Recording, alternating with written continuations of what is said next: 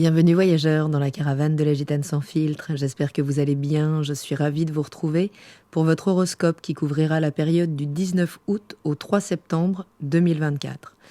Donc si vous êtes Scorpion, ascendant Scorpion, ou si vous élevez la lune dans le signe du Scorpion, eh bien nous allons d'abord regarder quels secteurs de vie sont impactés pendant cette pleine lune du 19 dans le signe du Verseau. Puis l'évolution de ce ciel en fonction des ingrès lunaires. Les ingrès lunaires, ce sont les moments où la lune change de signe, change d'énergie dans le zodiaque, qui peut créer des moments émotionnels assez intenses. Donc tout d'abord, eh bien, cette pleine lune du 19, elle impacte le secteur 4 et le secteur 10 de votre thème. La lune en Verseau, dans le secteur des racines, du foyer, du lieu de vie, vous invite à élargir le cadre des problématiques en lien avec ces thèmes pour peut-être refroidir un petit peu les systèmes émotionnels. Il y a toujours l'idée avec le Verseau d'élargir le cadre pour finalement avoir une vision plus large des choses et moins subir l'émotionnel.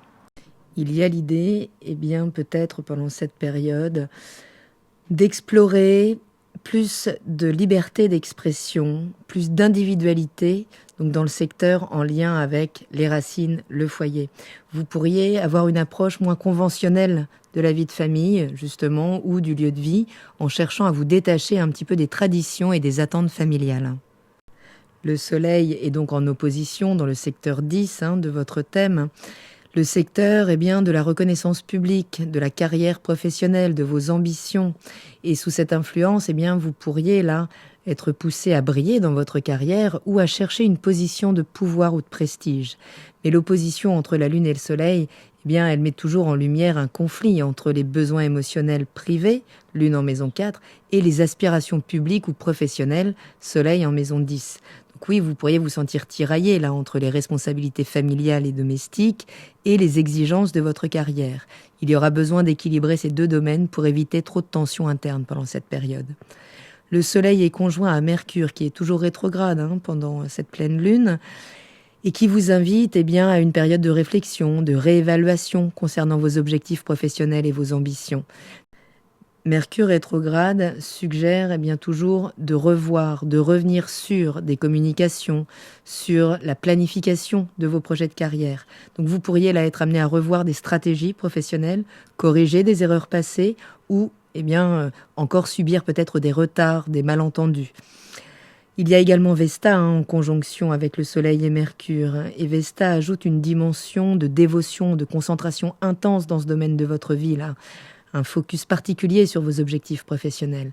Donc là, vous pourriez vraiment vous sentir appelé à consacrer beaucoup d'énergie à votre carrière, mais veillez à ne pas négliger les autres aspects de votre vie, en particulier les aspects liés à la famille, au foyer et au lieu de vie.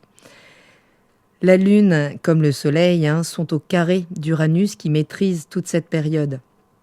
Et ces carrés suggèrent des fortes tensions, peut-être des bouleversements intenses au niveau des relations, en particulier s'il y a des partenariats en lien avec la famille. Donc là, vous pourriez éprouver un besoin de liberté, d'indépendance dans vos relations, y compris les relations contractuelles, si vous êtes associé en termes de business, mais ça pourrait entrer en conflit avec vos attentes émotionnelles et peut-être venir heurter un peu vos besoins de sécurité. Le soleil est également donc au carré croissant d'Uranus qui est donc en taureau dans le secteur de la relation dans votre thème.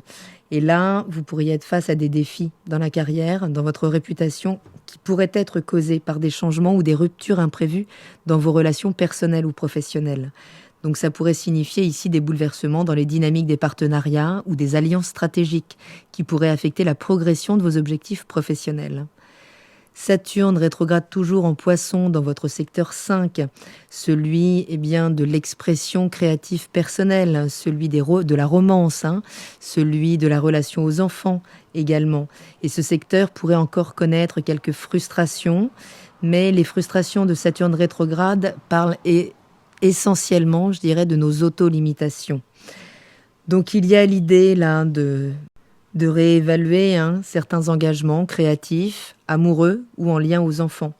Donc qui pourrait se traduire là par une période où on ressent encore, je le disais, ces limitations ou peut-être des responsabilités qui viennent peser sur vos plaisirs personnels ou votre expression créative.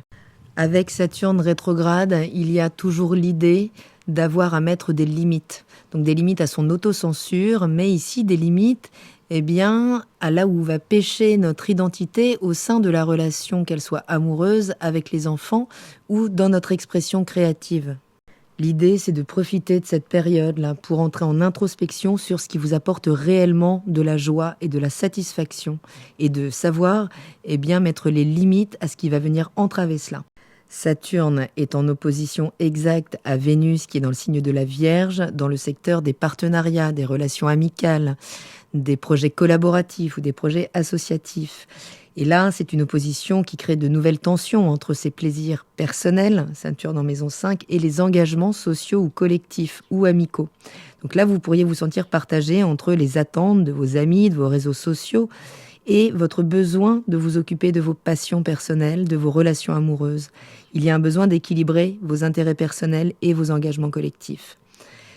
Saturne est également au carré de la conjonction Jupiter-Mars dans votre secteur 8 et met en lumière ici aussi des tensions entre vos responsabilités créatives amoureuses, toujours ou en lien avec les enfants, et les transformations profondes ou les crises liées aux finances partagées, aux ressources communes ou aux questions d'intimité.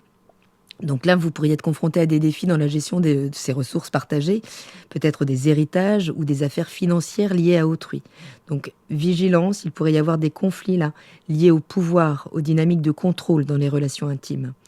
Vénus en maison 11 au carré, donc de cette conjonction aussi Jupiter-Mars en maison 8, suggère ici aussi des tensions entre vos aspirations sociales, collectives, vos réseaux amicaux et ces transformations profondes en lien peut-être avec donc les crises financières, avec le partage des finances, avec tout ce qui va être plus caché à votre conscience dans votre vie. Vous pourriez vous sentir peut-être déchiré entre vos engagements envers un groupe, une cause, vos amis et les besoins intenses ou les défis financiers dans les relations personnelles. Donc ça peut indiquer là des difficultés à aligner vos valeurs personnelles avec les ressources partagées ou les relations intimes.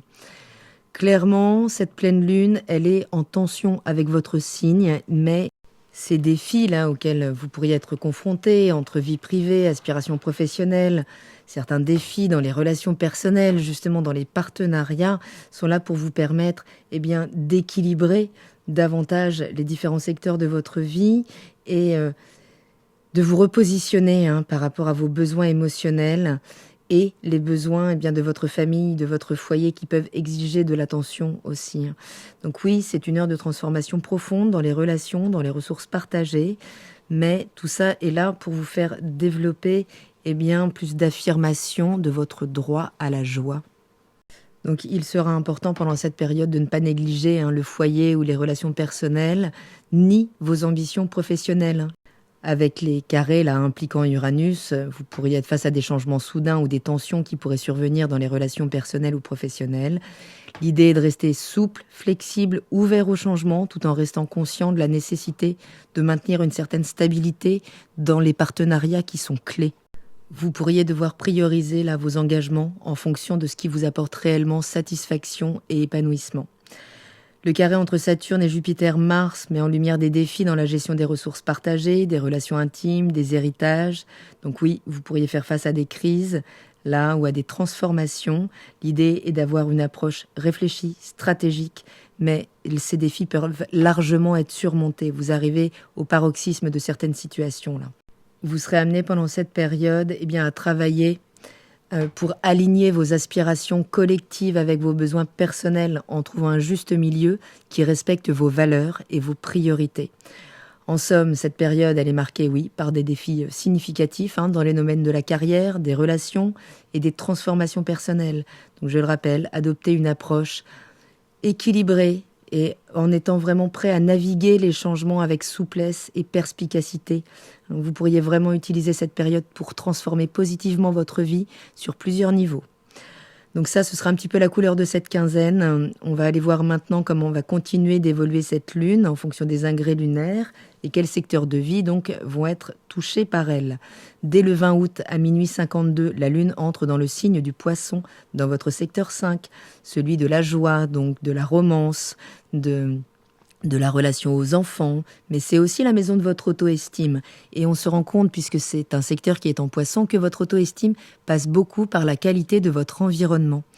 Donc à vous là de voir, de sentir quel tri, quelle purification il y a encore à faire dans certaines romances, dans peut-être certains concepts, principes éducatifs, en tout cas tout ce qui ne vous permet pas de vous reconnaître votre propre valeur.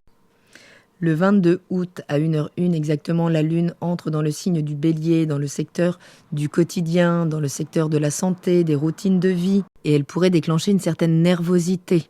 Soyez bien à l'écoute là de vos sensations, de vos émotions, puisqu'en plus la Lune sera conjointe à Neptune quand elle entre en Bélier, et vous pourriez déclencher une forme de somatisation en lien avec votre nervosité intérieure.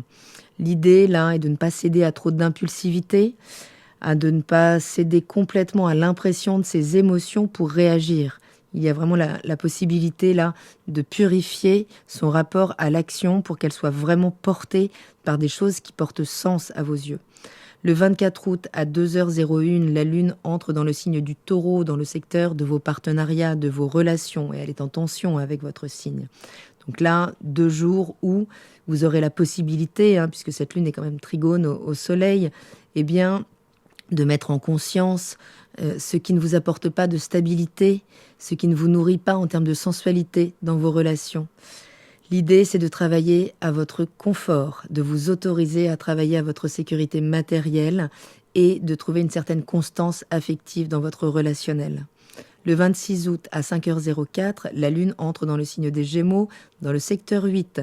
Elle vient stimuler votre curiosité, votre communication en lien avec les secteurs cachés, les ressources partagées, les relations intimes. Donc là, vous pourriez être tenté de verbaliser des prises de conscience, des explorations là, que vous faites de dossiers cachés ou de votre subconscient également. Une lune 2 jours tout en sensibilité. Le 28 août à 10h48, la Lune entre dans le signe des Cancers, dans le secteur 9, le secteur où vous élargissez vos horizons.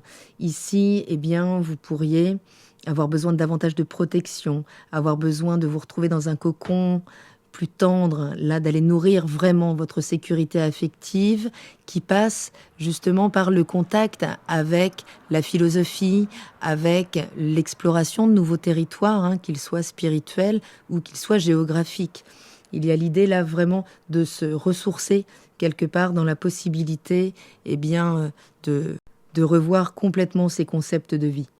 Le 30 août à 19h10, la Lune entre dans le signe du Lion, dans le secteur de vos ambitions, de votre carrière. Et là, elle vient favoriser l'expression de soi, la créativité. Vos besoins émotionnels seront tournés autour de la reconnaissance de vos qualités. Ce sera le moment là de sentir quels sont justement les partenariats qui sont à même de vous renvoyer une bonne image de vous et à partir desquels vous pouvez créer quelque chose de solide et de pérenne. Mercure reprend également sa marche directe ce jour-là, donc les affaires reprennent, tout ce qui était ralenti, tout ce qui était en stand-by, tout ce qui devait être revu au niveau des contrats, peut à nouveau là se faire, se communiquer, s'échanger, se contractualiser. Donc c'est quand même un moment où vous allez pouvoir redynamiser ce secteur de votre vie. Le 2 septembre à 5h49 exactement, la Lune entre dans le signe de la Vierge pour venir purifier justement vos réseaux amicaux, vos réseaux collaboratifs, vos projets associatifs, vos réseaux sociaux peut-être. En Vierge, il y a toujours l'idée d'améliorer, de purifier ce qui peut l'être ou, avec l'aide de Saturne qui est juste en face, de se séparer de ce qui ne correspond plus à son système de valeurs. Donc l'idée, c'est de profiter de ces 2 jours pour avoir une approche beaucoup plus analytique, beaucoup plus intellectuelle de vos émotions, pour comprendre les mécanismes qui peuvent gérer vos réseaux. Et ça nous amènera tout ça à la nouvelle lune en Vierge, le 3 septembre à 3h55 exactement, qui vous permettra peut-être de redynamiser complètement ce secteur de votre vie. Nous en reparlerons en temps voulu. Voilà voyageurs, j'espère avoir un petit peu éclairci cette période. Prenez bien soin de vous. Vraiment, ménagez-vous, il y a des transformations profondes en cours, des défis qui peuvent être un petit peu déroutants sur le moment, mais qui sont là pour vous permettre de vous réaligner avec vos valeurs essentielles et fondamentales, ce qui aura une implication importante sur votre carrière. Je vous embrasse, je vous dis à très bientôt dans la caravane de la Gitane sans filtre. Salut!